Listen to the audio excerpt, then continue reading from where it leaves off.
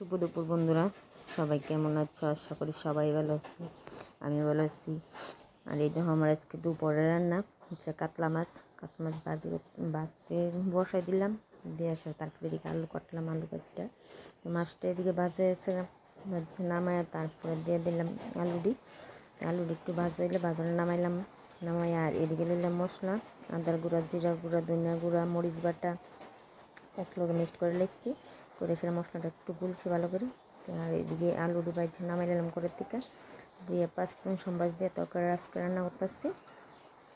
এদিকে 5 ফোড়ন ধুয়ে আইসে পরে তারপর দিয়ে দিলাম মশলাটা দিয়ে সেরা একটু কষাইলাম, তারপরে আলুটি দিয়ে দিলাম, দিয়ে তারপরে একটু ভালো করে মশলাটা আবার বাজিয়ে সেরা তারপরে দিয়ে দিলাম ঝোল।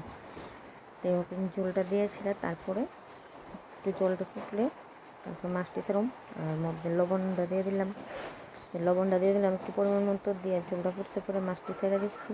এই দেখো আর অনেক দিন পরে আজকে 5 ফোড়ন সম্বাস দিয়ে মাছ তরকারি রান্না করছি। কেমন হয়েছে ভিডিওটা অবশ্যই কমেন্টে জানাবেন।